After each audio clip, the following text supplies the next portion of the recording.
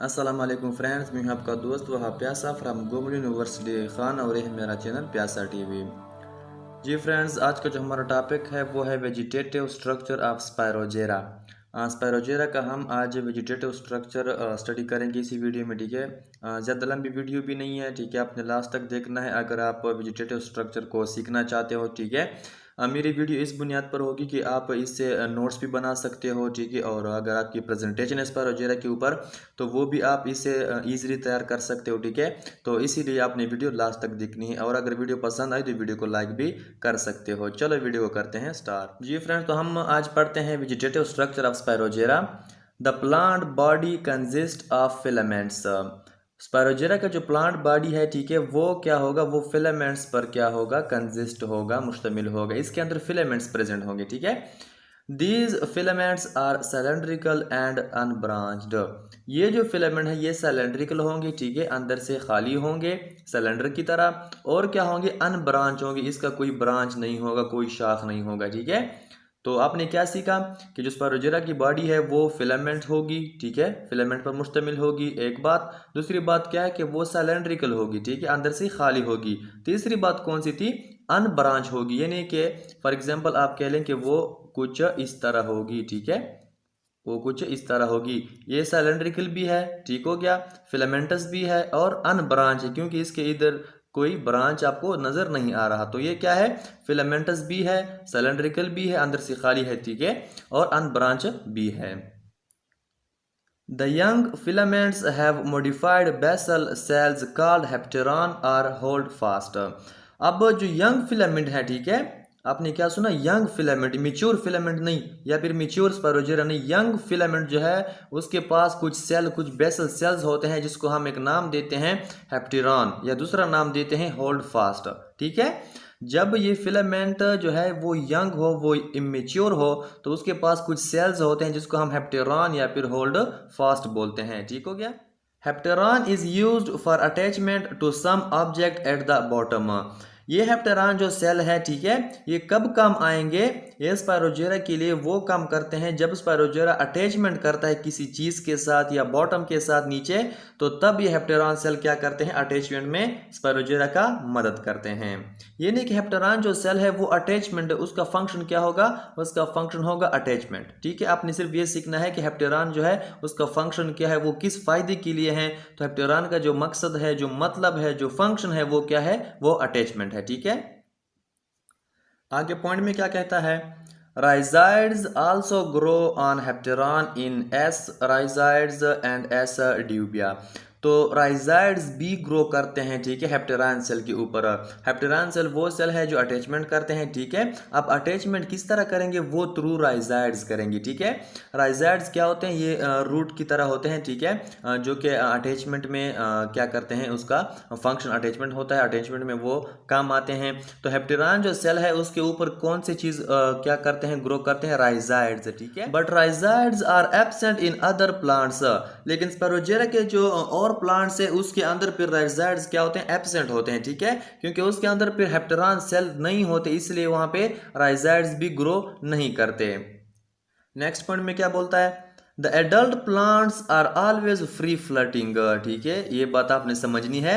The adult plants, कौन से plant, young plant नहीं या फिर यंग फिलामेंट नहीं, एडल्ट प्लांट जो है वो क्या करते हैं, ऑलवेज फ्री फ्लटिंग, वो किसी चीज के साथ अटैच नहीं होते, किसी चीज के साथ अटैचमेंट नहीं करते, वो क्या होते हैं, वो फ्री फ्लटिंग होते हैं, यानी कि वो फ्री क्या करते हैं, लाइव कर सकते हैं, आजादाना तौर पर क्या हो सकते हैं, रह सकते हैं। ठीक है, और अब हम क्या करते हैं, इसके कुछ इंटरनल स्ट्रक्चर भी स्टडी करते हैं स्पायरोजेरा के, जिसमें सबसे पहले हमारे पास आएगा सेल वॉल। ठीक है, जो कि हमारे पास आउटर मोस्ट जो लेयर होता है, ठीक है, प्लांट सेल का, वो होता है। तो चलो इसको डिस्कस करते हैं। Each cell is enclosed by a firm cell wall. तो एक जो सेल होता है वो क्या होता है, वो एक हार्ड या फिर आप इस तरह कह लें कि सॉलिड या सख्त किस्म के सेल वॉल से क्या होता है, इनक्लोज्ड होता है। यानी कि एक जो सेल होता है वो इनक्लोज होता है वो उसके सेल वॉल के अंदर होता है, लेकिन सेल वॉल कौन सा सेल वॉल होगा, फिर्म सेल वॉल होगा, या फिर आप इसको हार्ड सेल वॉल भी बोल सकते हैं, सॉलिड सेल वॉल भी बोल सकते हैं, ठीक है। तो इसके अंदर सेल क्या होगा, इनक्लोज होगा, अंदर पैक होगा। Cell wall is composed of 2 layered. अब ये जो सेल वॉल है, ठीक है, स्पायरोजेरा का, वो 2 लेयर से क्या होगा, 2 लेयर से बना होगा, ठीक है, 2 लेयर से बना होगा। कौन कौन से? The inner layer is composed of cellulose. Cell wall का जो इनसाइड लेयर होता है, जो अंदर की तरफ जो सेल वॉल का लेयर होगा, वो सेलुलोज से बना होगा, ठीक है। सेल वॉल के 2 लेयर है हमारे पास, 2 लेयर्स, और क्या होगा, जो इनर लेयर है वो सेलुलोज से बना होगा। इस पॉइंट में क्या कहता है, the outer layer is composed of pectic substances. जो सेल वॉल का आउटर लेयर है वो पेक्टिक सब्सटेंसेस से क्या होगा, बना होगा। इनर लेयर तो हमने स्टडी किया कि वो सेलुलोज से बना होगा, ठीक है, लेकिन इसका जो आउटर लेयर है वो किस चीज से बना है, पेक्टिक सब्सटेंसेस से। और जो पेक्टिक सब्सटेंसेस है वो क्या है, a group of polysaccharides in plant cell wall. ये जो पेक्टिक सब्सटेंसेस है ये ग्रुप ऑफ पॉलीसेकेराइड है, ठीक है, पॉलीसेकेराइड का ग्रुप होता है, उसकी यूनिट का ग्रुप होता है, और ये प्लांट सेल वॉल में क्या होता है, प्रेजेंट होता है। Water makes the pectic substances gelatinous. It gives the plant a slimy touch, ठीक है। तो ये जो पेक्टिक सब्सटेंस है, वाटर इसको किस तरह बनाता है, जेलेटिनियस बनाता है, स्मूथली बनाता है, ठीक है। It gives the plant a slimy touch. और इसी वजह से, इसी पेक्टिक सब्सटेंस की वजह से ये जो स्पायरोजेरा का प्लांट है ये हमें स्लाइमी टच क्या होता है, महसूस होता है, यानी नरम सा महसूस होता है, ठीक है। स्लाइमी टच यानी नरम सा या स्मूथली क्या होता है, हमें महसूस होता है। दूसरे नंबर पर हमारे पास आता है प्रोटोप्लास्ट, ठीक है। प्रोटोप्लास्ट क्या है स्पायरोजेरा का? Their protoplast consists of a single nucleus, a mass of cytoplasm, chloroplast and a large central vacuole। तो जो प्रोटोप्लास्ट होगा स्पायरोजेरा का, वो क्या किस किस चीज में क्या होगा, मुश्तमिल होगा, न्यूक्लियस उसके अंदर होगा, ठीक है, लेकिन कौन सा, सिंगल न्यूक्लियस, ठीक है, एक ही न्यूक्लियस उसके अंदर प्रेजेंट होगा। अ मास ऑफ साइटोप्लाज्म, उसके अंदर साइटोप्लाज्म भी प्रेजेंट होगा, क्लोरोप्लास्ट भी प्रेजेंट होगा, और लार्ज सेंट्रल वैक्यूल, एक बड़ा सा वैक्यूल प्रेजेंट होगा, लेकिन कहाँ पे, सेंटर में, ठीक है। तो प्रोटोप्लास्ट क्या है स्पायरोजेरा का, उसके अंदर न्यूक्लियस प्रेजेंट होगा, साइटोप्लाज्म प्रेजेंट होगा, और क्लोरोप्लास्ट प्रेजेंट होगा, और एक बड़ा सा वैक्यूल उसके सेंटर में प्रेजेंट होगा। तीसरे नंबर पर हमारे पास आता है न्यूक्लियस, ठीक है। स्पायरोजेरा का न्यूक्लियस किस तरह है? The nucleus is present in the centre.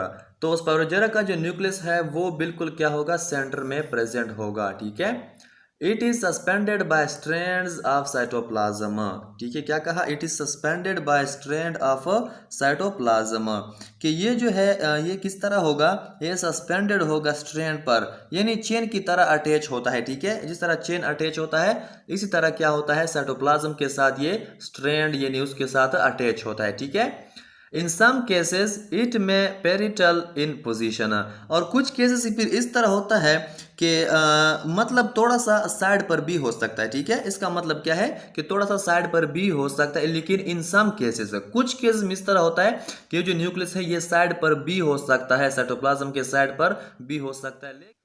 It has a complex nucleolus, ये जो न्यूक्लियस है इसके अंदर एक कम्प्लेक्स न्यूक्लियोलस प्रेजेंट होता है, यानी कि सिंपल न्यूक्लियोलस नहीं, एक कम्प्लेक्स न्यूक्लियोलस प्रेजेंट होता है। फोर्थ नंबर पर क्या है, cytoplasm. A large central vacuole is present, तो साइटोप्लाज्म के अंदर एक बड़ा सा वैक्यूल उसके सेंटर में प्रेजेंट होता है, जिसकी वजह से साइटोप्लाज्म खुद कहाँ पे प्रेजेंट होता है, फिर therefore it's cytoplasm is peripheral in position. तो इसी वजह से फिर सेल के अंदर, स्पायरोजेरा के सेल के अंदर साइटोप्लाज्म खुद सेंटर से दूर प्रेजेंट होता है। पेरिफेरल का मतलब है कि अवे फ्रॉम द सेंटर, यानी कि सेंटर से दूर प्रेजेंट होगा। क्यों दूर प्रेजेंट होगा? क्योंकि उसके अंदर जो एक बड़ा सा वैक्यूल प्रेजेंट होता है, उसी वजह से फिर साइटोप्लाज्म सेल के एक पेरिफेरल साइड में प्रेजेंट होता है। और 5 नंबर पे और जो लास्ट है वो है क्लोरोप्लास्ट, ठीक है, कि स्पायरोजेरा के सेल के अंदर क्लोरोप्लास्ट किस तरह प्रेजेंट होगा। Chloroplast are present in cytoplasm, chloroplast जो है वो कहाँ पे प्रेजेंट होगा, वो साइटोप्लाज्म के अंदर प्रेजेंट होगा, ठीक है। दियर नंबर इज वेरिएबल, साइटोप्लाज्म के जो नंबर है वो क्या होंगे, वो वेरिएबल होंगे, वो सिमिलर नहीं होंगे। इस तरह नहीं कि एक स्पीशी में उसके नंबर फॉर एग्जांपल 5 है तो दूसरे में उसके नंबर 5 होंगे जरूर, नहीं, इस तरह नहीं, इसके वेरिएबल होंगे, ठीक है। एक स्पीशी में क्लोरोप्लास्ट का नंबर जो है वो डिफरेंट होगा, दूसरे में डिफरेंट होगा, तो ये वेरिएबल होंगे, ठीक है। देयर नंबर में बी 1 to 12 समटाइम 24। ठीक है, तो क्लोरोप्लास्ट कितने प्रेजेंट होंगे एक सेल में? एक भी हो सकता है। ठीक है, एक से लेकर 12 या फिर कभी कभी 24 भी हो सकते हैं। ठीक है, तो ये हमने पहले ही स्टडी किया कि वेरिएबल है। ठीक है, ये क्या है? ये वेरिएबल है, ये एक जैसे नहीं हो सकते। Chloroplast are flat ribbon shape. Chloroplast का जो शेप है वो फ्लैट रिबन शेप होता है। ठीक है, क्योंकि इसका जो शेप है वो रिबन की तरह शेप रखता है। ठीक हो गया, क्लोरोप्लास्ट का शेप किस तरह होगा? वो फ्लैट रिबन शेप की तरह होगा। दियर अरेंजमेंट इज स्पायरल। इसका जो अरेंजमेंट है वो स्पायरल होगा। ठीक है, किस तरह होगा? स्पायरल होगा। Spirogyra is named due to spiral arrangement of chloroplast. अब ये लास्ट जो मैंने बात की, ये बहुत ही अमेजिंग बात है। वो आपको भी पता नहीं थी, मुझे भी पता नहीं थी कि स्पायरोजेरा का जो नाम है वो स्पायरोजेरा क्यों रखा गया। वो इसलिए रखा गया क्योंकि उसके अंदर जो क्लोरोप्लास्ट प्रेजेंट होता है वो स्पायरल अरेंजमेंट रखता है, वो स्पायरल नुमा होता है। ठीक है, तो इसी वजह से, इसी स्पायरल अरेंजमेंट ऑफ क्लोरोप्लास्ट की वजह से हमने इस स्पीशी को क्या नाम दिया? इस प्लांट को हमने स्पायरोजेरा का नाम दिया। ठीक है जी फ्रेंड्स, वीडियो अगर पसंद आई हो वीडियो को लाइक शेयर ज़रूर कर देना। मिलते हैं नेक्स्ट वीडियो में नेक्स्ट टॉपिक के साथ, तब तक के लिए इजाज़त है। अल्लाह हाफिज़।